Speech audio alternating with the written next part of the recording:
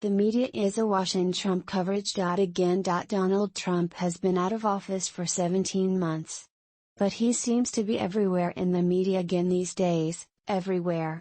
And it is not just a result of the compelling hearings by the Select Committee investigating the January 6 insurrection and Trump's role. Trump's ubiquity was particularly obvious in coverage of Tuesday's primary elections. The prism through which the majority of next-day stories in mainstream media was viewed, how Trump-backed candidates fared. The top of page 1 of the Washington Post print edition Wednesday carried the headline, "Over 100 GOP primary victors backed Big Lie."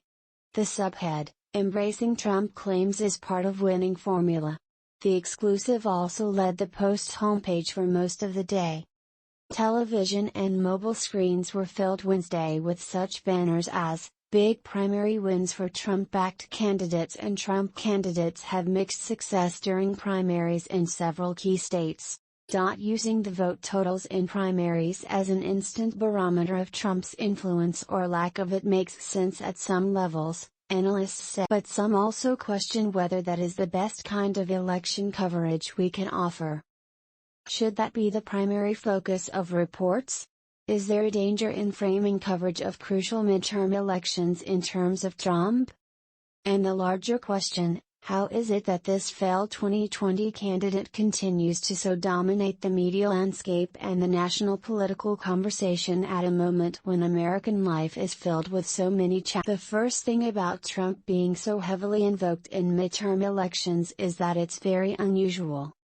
"We usually think of midterms as being a referendum on the current president," said Robert C. Lieberman, Johns Hopkins University political science professor and co-author of Four Threats, The Recurring Crisis of American Democracy.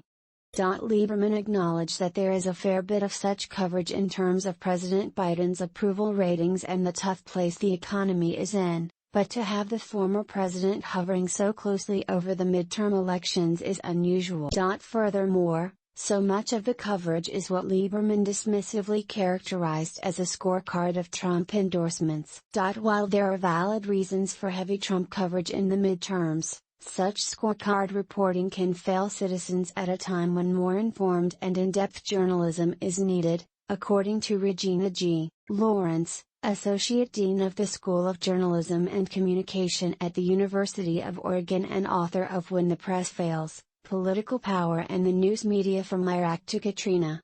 There's been a pattern throughout this midterm season of treating each Republican race as a referendum on Trump's continuing influence. That's not without some good reason. He is the biggest figure by far, still, in the Republican Party, Lawrence said.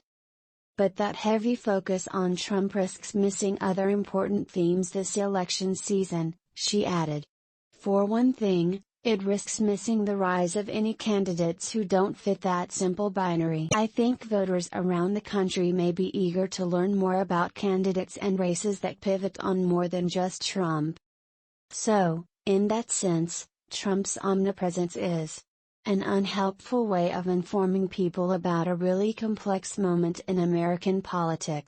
Toby Berkowitz, Associate Professor of Advertising Emeritus at Boston University and veteran of 30 years of political campaign advising, also feels this moment in American life calls for more than a focus on Trump. Most political coverage, and this is pre-age of Donald Trump, has been obsessed with personalities, obsessed with horse races, obsessed with scandal to the detriment of trying to inform the public about issues, Berkowitz said. But right now, people are paying over $5 a gallon for gas, some families can't find formula for their infants, Teresa war still raging in Ukraine and inflation is out of. One would hope that both the politicians and the media would focus more on these.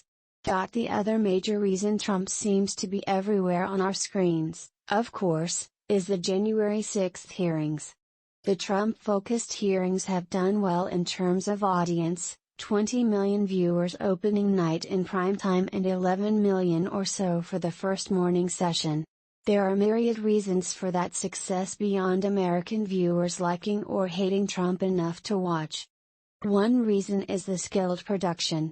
The committee made a wise choice in hiring James Goldston, former president of ABC News, as an advisor to help make the proceedings media-friendly without compromising their series. In tone and structure, they resemble a Netflix true crime documentary series, with teases for what is to come in the next episode and a feel of being backstage as a crime is being plotted. Then, there is another level of formulaic TV familiarity with Trump being depicted in the mold of the amoral, ruthless politician Francis Underwood, played by Kevin Spacey in the fictional House of Cards. Televising the hearings is a public service in the best sense of the term.